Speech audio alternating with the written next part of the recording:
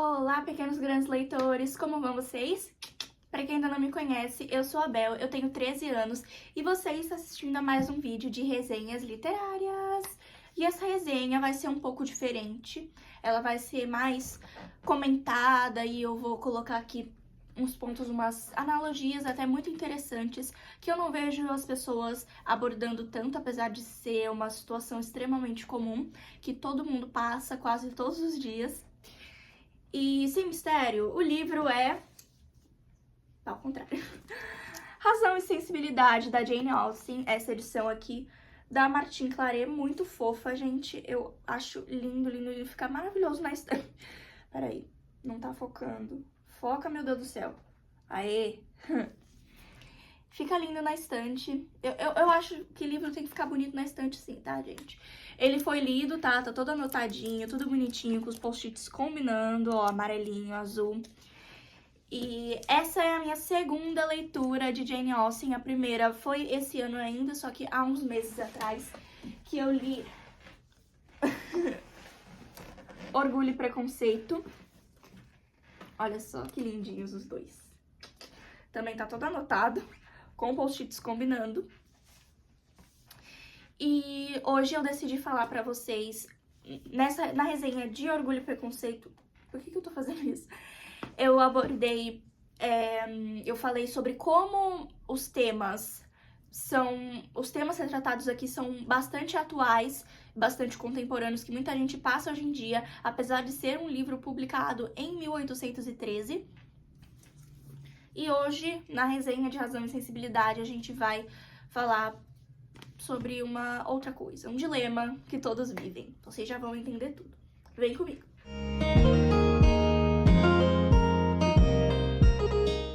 Primeiramente, eu vou contextualizar, né, o enredo, não é mesmo? E, basicamente, é a história da vida de duas irmãs, a Eleanor e a Marianne. Vou falar brasileirada aqui, mas é Marianne que falam, né? A primeira perto dos 19 anos e a segunda perto dos 17. Acompanha a vida romântica, a relação delas, entre elas, com a família e tudo mais. Então não é um enredo tão complexo, uma leitura cheia de ação, é mais monótona, mais parada mesmo. E por que que se chama Razão e Sensibilidade? Por quê? Porque raios, esse nome. Porque a querida Jane Austen foi uma gênia aqui, foi super, super, super inteligente fazendo isso. Ela usou as duas irmãs como a representação de cada um. A Eleanor como a razão e a Marianne como a sensibilidade. Porque a Eleanor, ela é super racional, ela usa muito a cabeça, ela pensa muito antes de fazer as coisas. Muitas vezes isso acaba prejudicando as primeiras impressões que as pessoas têm dela, porque acham que ela é muito fria, ela não tem sentimentos e tudo mais, mas não, ela só usa muito a cabeça, ela acaba pensando demais. Já a Marianne, ela é toda emocionada, ela fala, ai meu Deus, ela é super empolgada, super emotiva também. E a Eleanor, eu acho às vezes curioso porque ela fica assim, cara, você é muito emocionada, mano, espera, calma. Respira um pouquinho, pensa um pouquinho, mas como que eu vou pensar? Não tenho que pensar.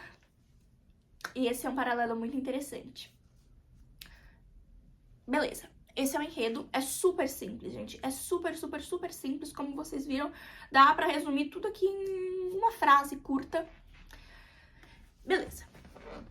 Quando eu confesso, eu vou contar a minha experiência pra vocês entenderem o que eu vou... aonde eu quero chegar. Quando eu comecei a leitura, até mesmo antes de eu começar, de ter ouvido sobre a história, eu já tinha na minha cabeça que eu ia me identificar muito com a Eleanor.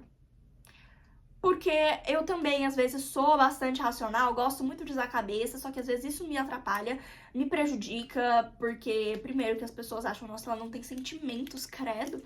Não, mentira, gente. Eu sou legal, tá? Eu tenho sentimentos, sim. E... o que eu ia falar? Esqueci. E que também me atrapalha porque eu fico pensando demais, às vezes. Eu penso muito, muito, muito, muito, muito. E pensar demais não é bom. Tem coisas que é só ir fazer mesmo. E não dá pra você ficar ali travada matutando.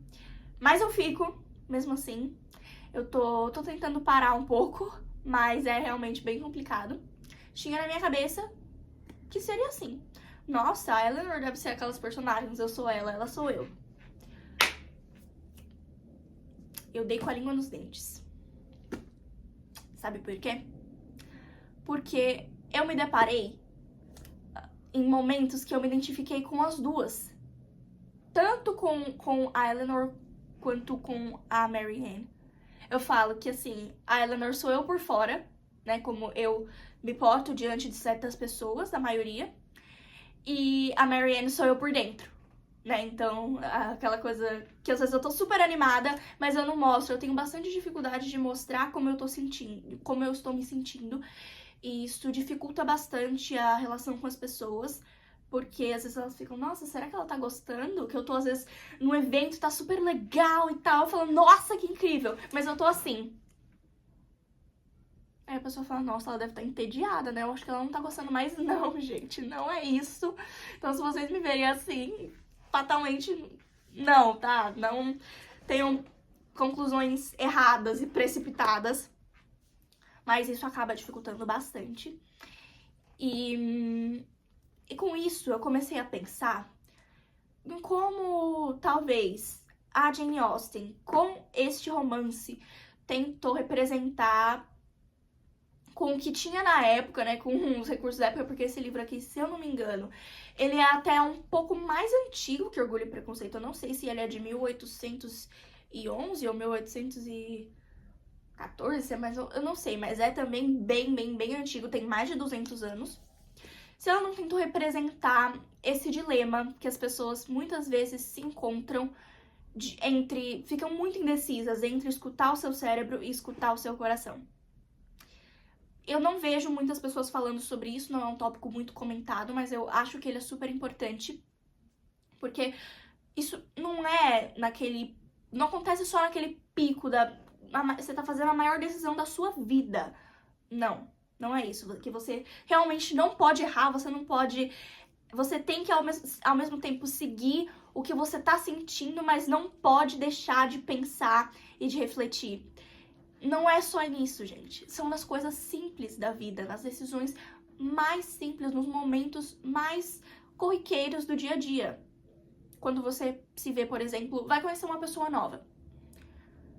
O seu lado mais sentimental fala assim, não, vai dar tudo certo, dessa vez vai ser diferente, dessa vez, ai, vai ser maravilhoso, eu tô sentindo que vai dar tudo certo.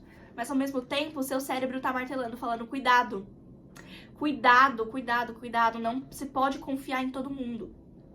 E você fica nesse dilema, eu fico muitas vezes nesse dilema, e é por isso que eu sinto muita dificuldade em me conectar com as pessoas, porque ao mesmo tempo que eu quero fortalecer amizades e relações com as pessoas, eu acabo não conseguindo porque o meu cérebro me bloqueia e eu tendo a usar mais o meu cérebro, eu tendo a confiar mais no meu cérebro, porque eu falo assim, nossa, o meu cérebro sabe o que aconteceu comigo. Tá tudo armazenado aqui, ó. Já viram Divertidamente? Tá lá no armazém das memórias lá, tá tudo... Eu acho que não é esse o nome, né? Acho que eu tirei isso da minha cabeça aqui agora. Mas tem aquelas bolinhas, né? Aquelas cápsulas de memória. Então tá tudo lá, tá tudo armazenado lá, né? Então talvez eu deva confiar mais. Então, ao mesmo tempo que eu às vezes quero me conectar... Então, se algum dia algum de vocês me ver e eu ficar um pouco travada, é porque eu tô nesse momento, tô nesse dilema. Nossa, eu acho que eu vou conversar com a pessoa, vai ser super legal e tudo mais. Cuidado, será que dá pra confiar? Você não vai se decepcionar? O medo de se decepcionar, muitas vezes, com isso, com essa batalha, com esse duelo infinito ali, ó, a razão e a sensibilidade saindo ali no tapa, você acaba ficando com medo de se decepcionar. Mas você acaba chegando à conclusão de que você vai ter que escolher um lado. Mas não é sempre assim. Ou será que é? São muitas perguntas e é uma confusão gigantesca, ainda mais na mente de quem é jovem, né, como eu. Gente, é muita coisa, gente. Calma. Joga um monte de coisa aqui, ó, pum! Calma. Vai um pouquinho de cada vez. Não, gente, o mundo não é um pouquinho de cada vez. O mundo vai jogar em cima das suas costas uma mochila de 30 quilos. E você vai ter que aprender a selecionar o que fica e o que vai aprender a colocar, a guardar o que vai precisar e tudo mais, guardar os seus segredos, as suas memórias, tudo, seus desejos. Assim como a protagonista de A Bolsa Amarela, da Lígia Bojunga, fez. Eu acho que o livro tá aqui embaixo, peraí. Esse daqui, gente, eu recomendo muito que vocês leiam, porque é super rapidinho, super curtinho. Eu li faz muito tempo, eu queria reler, inclusive, porque eu li, acho que eu tinha 10 anos pela primeira vez. E eu me conectei muito com a história, sabe? Com a... Eu não lembro o nome da protagonista. Com a protagonista, porque... Ai, muito bom, apenas leiam, que tem uma mensagem lindíssima por trás. Vou botar ele aqui na pilha. Isso aqui, gente, é tudo livro que eu ainda não anotei no diário de leitura. Meu Deus, socorro. Acho que eu vou fazer isso depois que eu terminar de gravar. Mas, enfim, gente, uma reflexão aqui muito interessante. Eu acho que a Jane Austen aplicou isso aqui nesse livro brilhantemente, maravilhosamente bem. Assim, ao mesmo tempo que as duas personagens são muito diferentes, elas são muito iguais.